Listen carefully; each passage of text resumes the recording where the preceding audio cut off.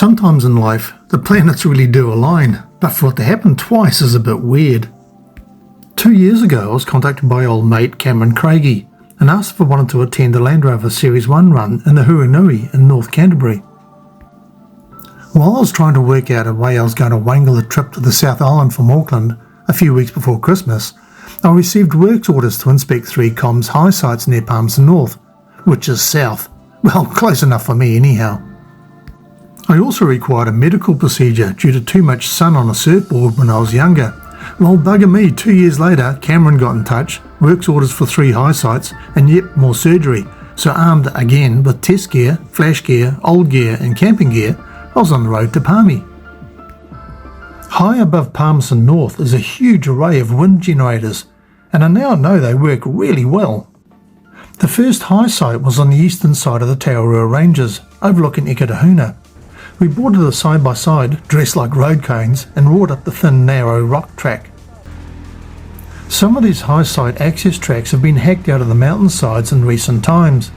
Older tracks were for horses, then widened for Land-Rovers, but these newer tracks are hacked out for side-by-sides, so are much steeper and really narrow. We hooned around the side of the mountain and popped up on the ridge right next to the tiny wireless site, and was smacked with a wind gust that rocked the side-by-side and blew the windscreen out of the roll cage. As we picked up the crushed windscreen, we were walking against the wind, and my hard hat was buzzing up and down on my head like a Venetian blind, straining against the chin strap, while we endured the sting of rain impacting our faces. Next time we'll arrange for the wind generators to be turned off for health and safety requirements.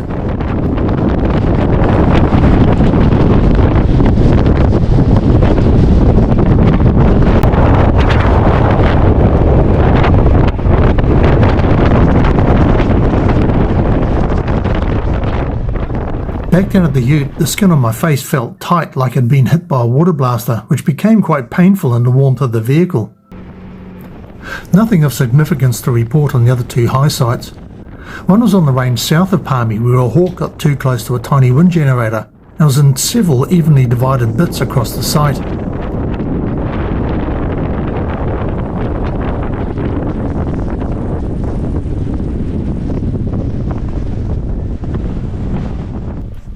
The next morning we visited a high site above Levvin, which was another very steep and narrow track, not helped by startling a couple of large red deer on the track. Friday dawned crisp and blustery as I headed south and over the ridge to Leon's Wetlute's house in the hut. Leon had a few jobs on of late and neglected to source a warrant of fitness for his 1957 88-inch Series 1, so we were heading south in his classic 200 TDI Range Rover. No objections for me, as we had a 4-hour, 300-kilometre drive in front of us after getting off the Cook Strait ferry in Picton after 5 p.m. Not many drives in the world would come close to the Kaikoura coast on a clear, calm evening, and this one was exceptional. I convinced Leon to stop for a fresh fish burger from Cooper's Catch in Kaikoura, but it was packed, so decided to push on into the fading light and took the inland route from Kaikoura to Culverden, arriving at Mount Witnau's shearers' quarters just after 10 p.m. in total darkness. Next morning the weather was a bit indifferent, had not made up its mind what I wanted to do. A small amount of cloud cover was good, but not sure about the dark patches to the north. About 7:30 a.m. Riley Taylor and Wayne pulled up in a Series 1 recovery vehicle they had rescued off the west coast, along with our host, Donald Williamson, in his 1952 Series 1. We stood around for a few minutes before heading back down Virginia Road to turn off to Mount Noble Station. Here we were to meet with the southern crew who assembled at Double Top Station. We arrived at the junction of 2 dusty roads at a place marked on the map as Gola Peaks, a flat, deserted area of pasture and tussock at the bottom of a valley surrounded by 700-metre peaks, and waited in silence. Well, apart from talking about Land-Rovers, of course.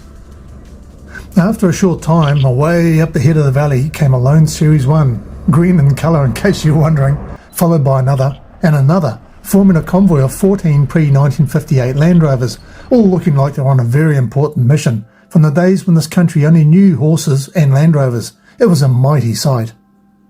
Our list showed only a couple of spare seats, and I was lucky to score a front seat with Dick Nurse in his 1957 88-inch, as recording the trip is difficult from the load tray in the back of a vehicle. We were running a tad late, so saddled up and headed up the true right of the Witoi River, north to Mount Noble Station.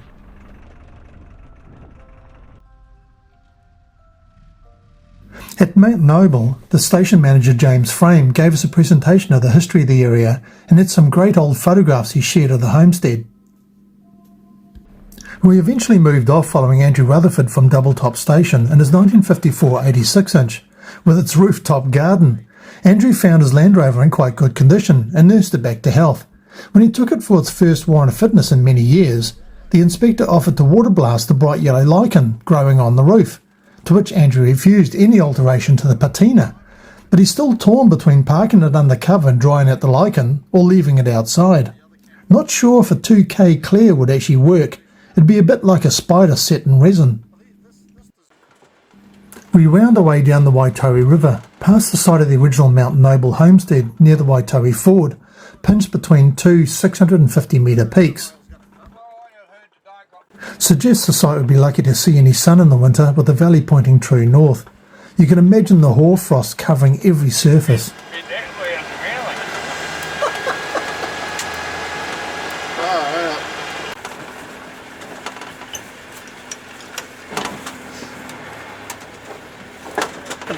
Two years later.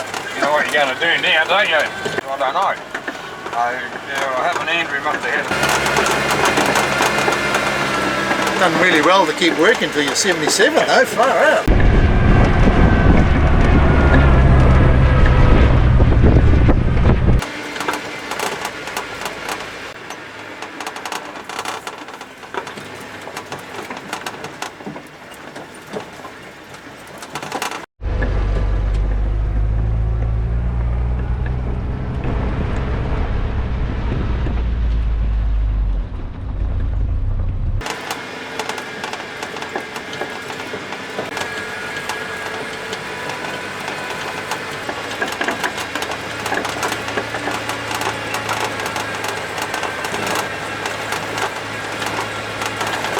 So you've driven this in a grader?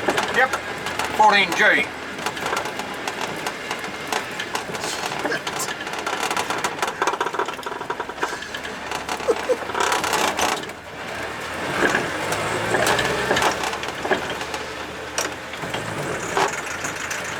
And I said, what are you doing?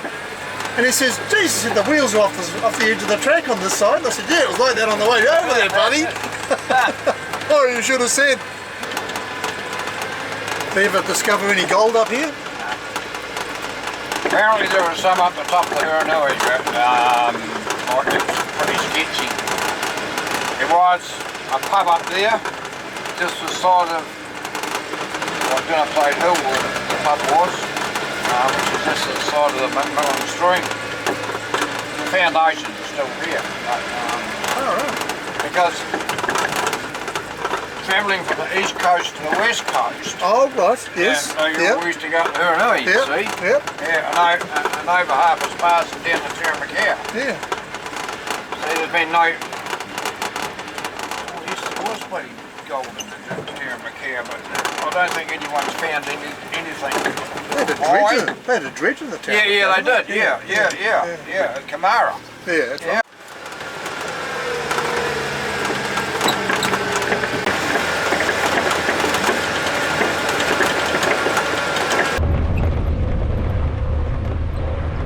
We climbed the 680-metre saddle, leaving Witoi River on the eastern flanks of Mount Noble, to follow Maori Gully, which I understand was part of the ancient Greenstone or Pounamu route south, to pop out on Lake Sumner Road.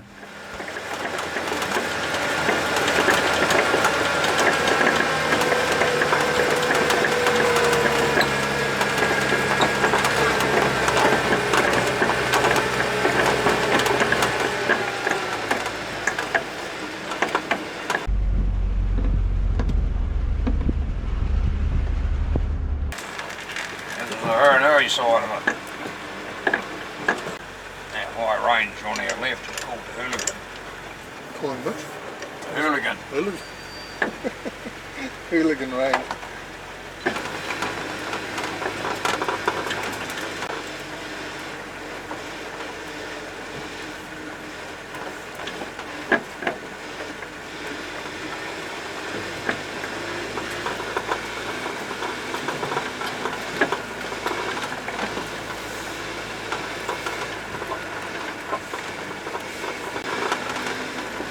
going down the gully there, that's called Surveyor's Creek. Surveyors. Surveyors, yeah.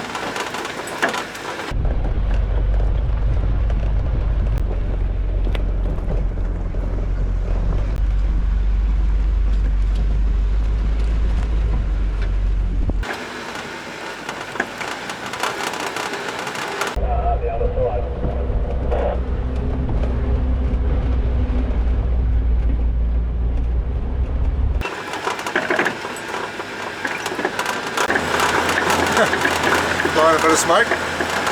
Backing off all the way down. Oh, well, it's just been a Series 1, isn't it? Yeah. Been on the overrun. If a Series 1 engine doesn't burn a pint a thousand, there's something wrong with it. No, let's think them. They're designed to burn a bit. Especially on a big overrun. Oh, okay. Yeah.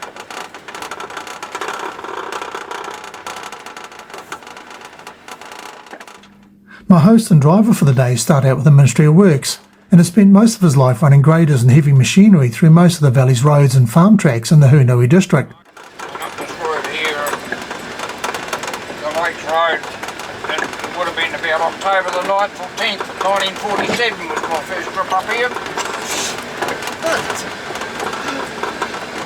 I've been in Esperton working down there for 3 years. In Esperton, you get a morning like this, stinging hot. At 10 o'clock the clouds start sneaking in and a bit blowing in easterly. Cold! Jesus, cold! Had it here, so there's now dock. But that used to be a holding paddock. Years and years ago, all the sheep from Escaird, Lake Taylor and the Lake Station all used to come out to Stony Void to be shorn.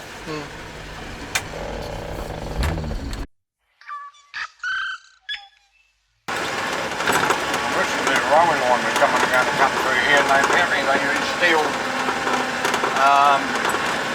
survey beams. Railway line? Yep, it was going to the coast. What? This is the first route survey. Crushing it.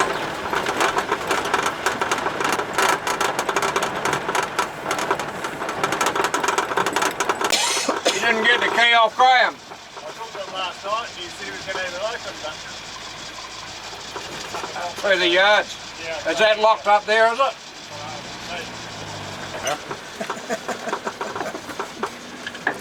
Are you going to show off? Yeah, I am. This is the way you do it, boy.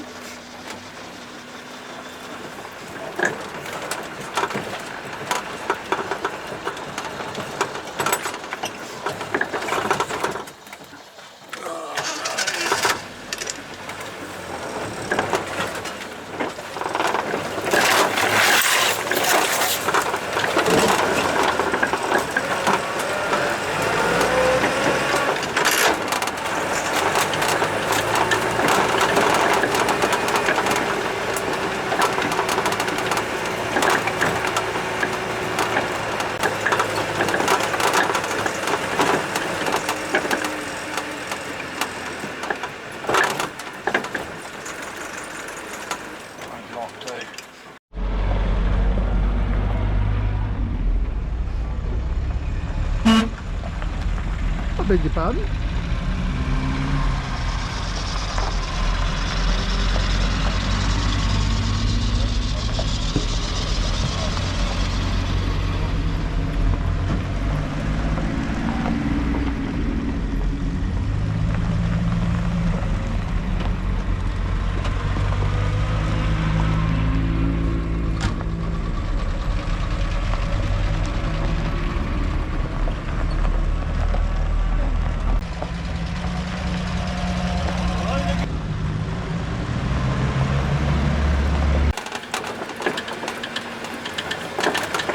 We had a slight delay due to a mix-up with the keys, but in true Land Rover style we overcame adversity by popping the gate off the hinge and headed down the true right of the Hurunui River.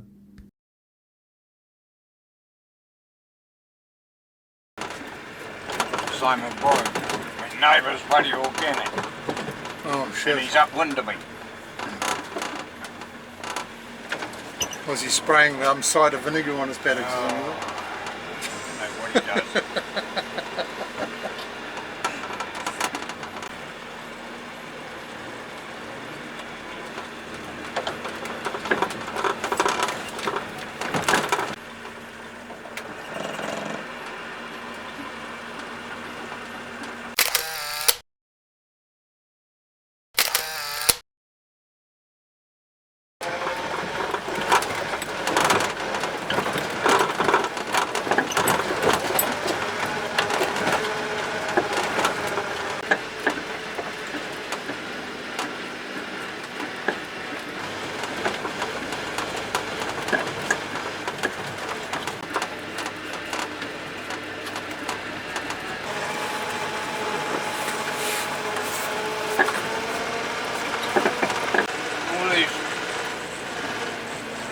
government subsidised bloody forestry blocks that old Bo's planted over here. Yeah. That's all very good, well and good. But now the price of timber's dropped.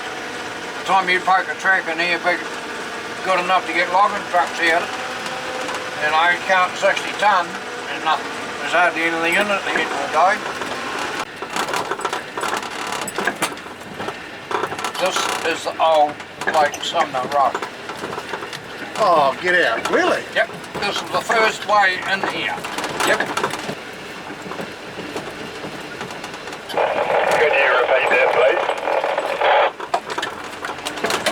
All it could do is a bit of maintenance. Yeah, this is the original road into Lake Sumner that we're on. That was started probably in 1800 sometime. Oh, okay. Oh, well done. Did you drive the bulldozer on that one, Dick? No, didn't have them then. Just took the shovel and the wheelbarrow. Cheeky bastard. What did it cost you to get your licence for that? A jar? No road cones.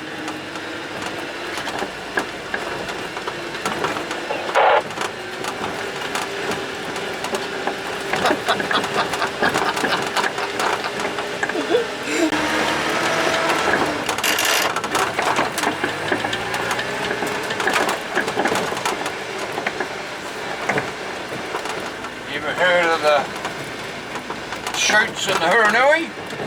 No? Just round the corner there. Oh, okay. No? Claim many a jet boat. Oh, really? Yeah. And what is it, a narrow part or is it? Yeah, narrow part, yeah. Pretty wild. Best done when the river's high.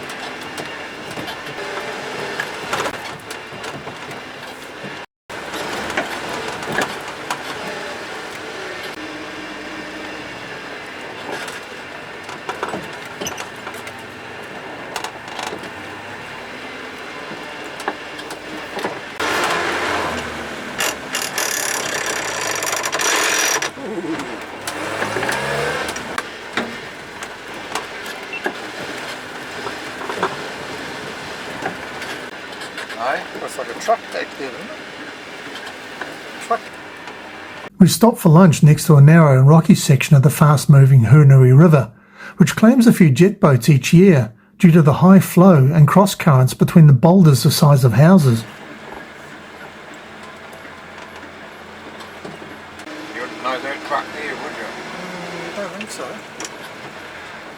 Tony's had that for about 49 years.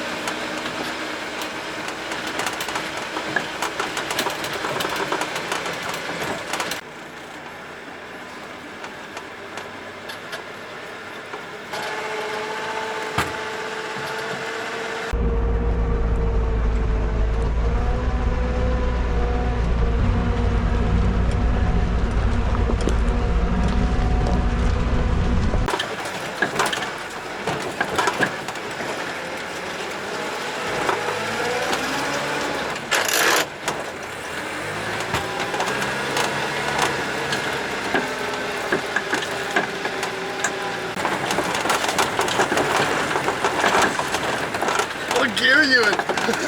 You're in second. Second, yeah. Told you they were flexible. Yeah. Aye. Oh, yeah, that was good going. I thought this is going to be interesting. Snatch first before it stalls.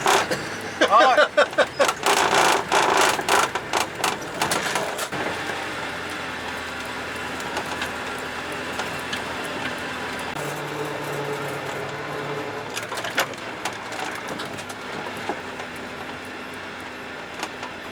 There you go. You related to him too? After lunch we headed south up Spring Stream to meet the property owner B.D. Crean, who gave us some of his time to explain the joys and sorrows of high country farming, with the tragic loss of the previous owner, his brother Mark, in 2019. So welcome everyone. So Mount South is what you're on now, and you've come through Jacks Creek, which when you went down off the road, there's a sign on the gate, hopefully, yeah. The cows are rubbed it off. So that's 600 hectares up there, and this is 1400, so it's 2,000 hectares all up. I took over from a brother about 4 years ago who suddenly had a massive heart attack and dropped dead at the age of 54, which wasn't planned. And I was a stock agent for Alliance buying deer at the time, so we've had a lifestyle change. These are, he had doomy ewes and we never liked them, and he was getting out of them, so they would put a quarter bed over everything. And they're going okay. Apart from that one down there, is not breathing too good. It's 2,000 odd ewes and about 300 cows. We're not doing a lot more development. My brother broke all this in. All these flats was just Matagari and shit really, about 20 years ago. He bought this after the 92 snow, so the guy that was here in the 92 snow went bankrupt. He had most of his sheep up in that basin up there. It's called the Branston, and he had probably 1,000 ewes up there in August. No one knows why, it's a shit of a place to have them, and he lost most of them. Yeah, so that's us. So enjoy your drive. You're going to head out through the main track and then straight down to the woolshed, I think. Do you do any tussock control? We don't have Narcella here. We've got every other weed in the world bar seaweed and Narcella. Touch wood. Thank you very much. Oh, you're welcome. For allowing us you're welcome. onto the place. I think we're very lucky to be able to get onto these backcountry places. And we'd just like to give you this, and I suggest you leave it up here. Oh, this is good. I don't show those bastards. I've got 3 slabs of beer in this truck for them. I'll keep it. So I just was going to camp the night on the river, but I think they've got put off by the weather. So thank you, I'd appreciate that. Everyone just show their appreciation. Thank you very much. Enjoy your cruise. Yeah. You'll do a good job. We continued up Spring Stream below the western side of Mount Selfie, cresting the saddle at 640 metres, and then descending back down to the Witoi River next to Mount Selfie Homestead on the Lake Sumner Road.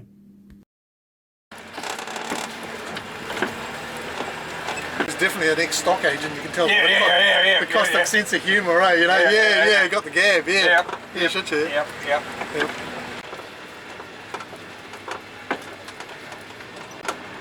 Looks feeling new. Oh, that's a good dip.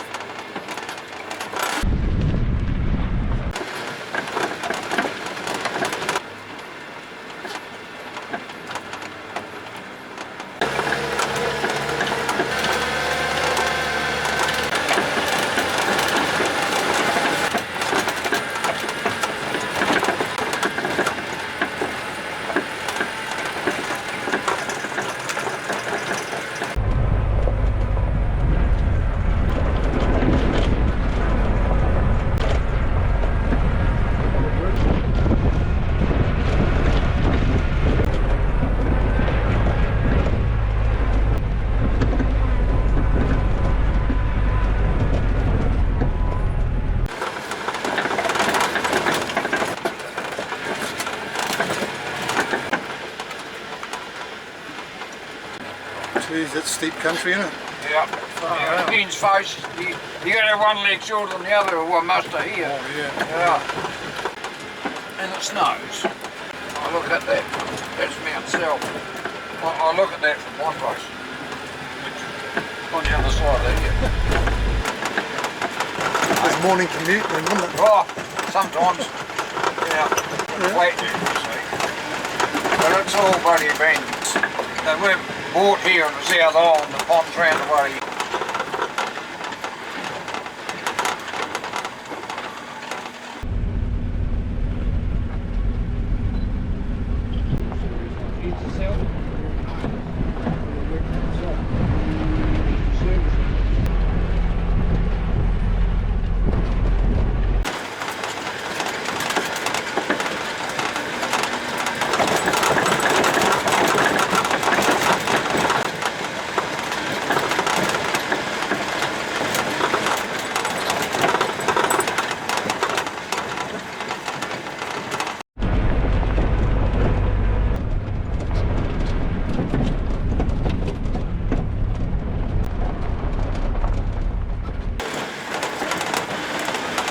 I wonder how many hands he has on this property to give him a hand. Casual, nothing about that.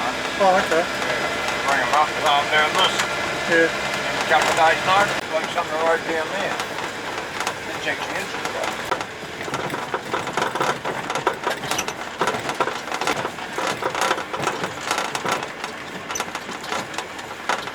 So have you got a YouTube channel or something? Yeah, or something yeah, Kev's 110. Kev's 110. AVZ 110, yeah. My daughter's expecting her second child. It's just must have just got into coverage. So it just peeped just then and it opened it up and it's got 20 messages and going, oh God, what's happened? Oh. Yeah.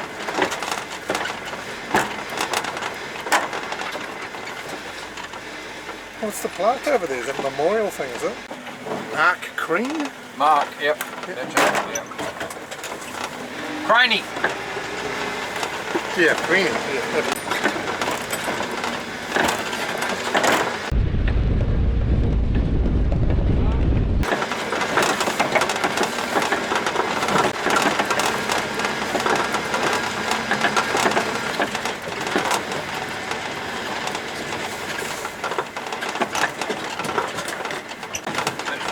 That's the yards down there where he died. Oh, really? Yeah.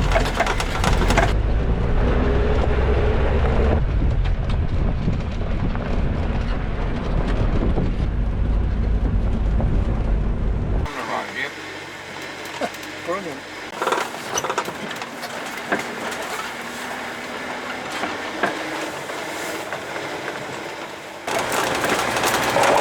Can you hear me, Donald?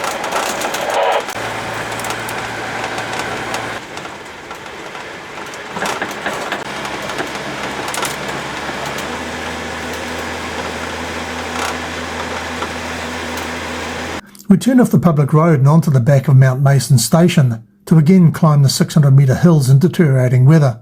By this time I was flat out trying to keep video camera lenses clear, as in true Series 1 fashion, the wiper on my side had stopped working.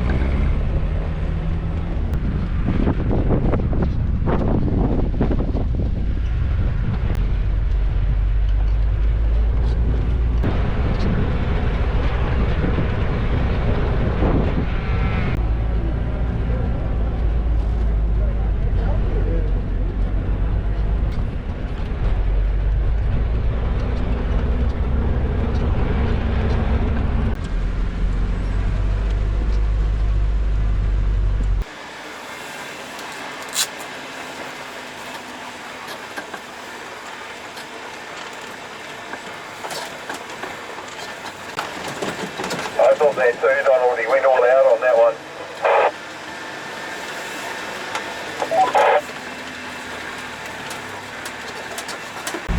We'll just carry on. There's another sort of K or so up this river, Donald, and then we'll stop.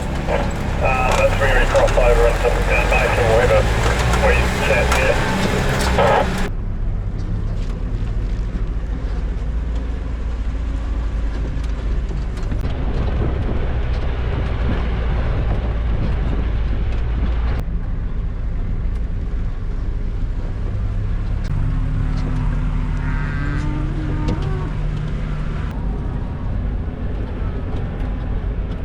Chicken bodies, you know, from the truck houses, they die and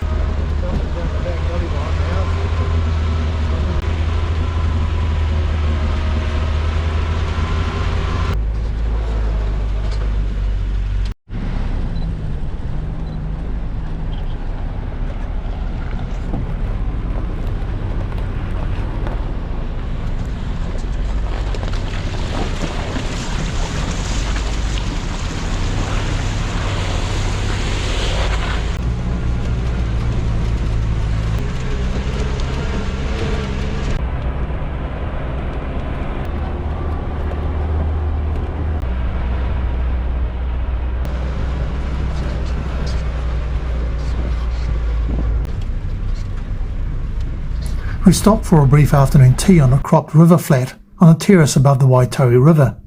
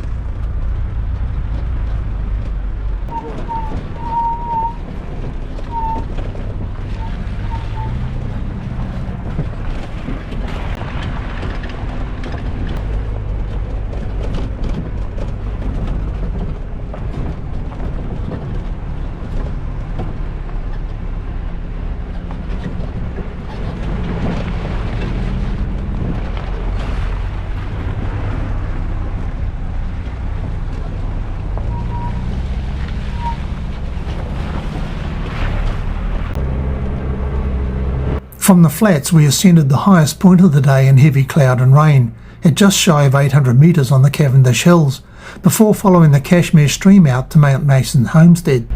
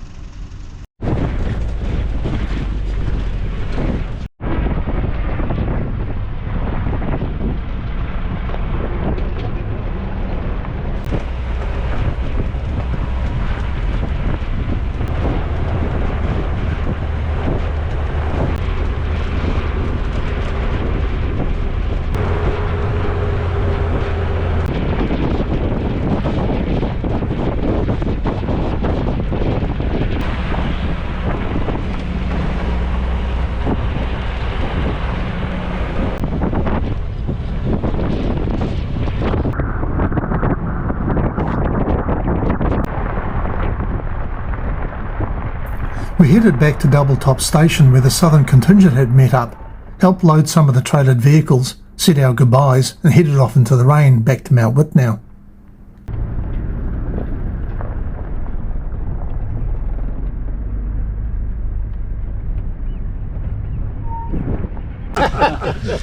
Right, well, it's always very pleasing to have everyone back down on the road after these trucks. Isn't it, Andrew? Yeah, no, I hadn't driven a lot of those roads, so I just looked at them on maps and satellite images and things, so I'm glad that we're all here, yeah. So we hope you've all had a great day. Just wondered what you thought about us organising another one next year. Hell yeah. But I'd like to thank Andrew for organising today, and it's been a great day, Andrew. Yeah. And thank you very much. So if everyone can show their appreciation. Thanks everyone for turning up. Safe travels home, everybody, and I guess we'll hopefully see quite a few of you at Wanaka. Thanks, guys. It didn't take long to get a fire cracking in the shearers' quarters, but too wet for a barbecue outside, so we fried up some sausages and boiled some spuds for tea, and shared some beers as the rain just thundered down outside. I think our order for the weather had been mixed up, as the next day was the one we thought we'd organise, with not a hint of cloud and a clear blue sky. We heard a rumour on the trip that there was a Land Rover graveyard on our route home, but we mucked up our timing, so we had to push quite hard to get to the ferry at 2 p.m. on Sunday. On the Cook Strait ferry, we witnessed a strange tidal surge on the Wellington southern coastline, which highlighted the Devil's Gate on Sinclair Head. I mentioned to Leon that I had not seen that part of the coast, and suddenly a cunning plan was hatched, so stay tuned.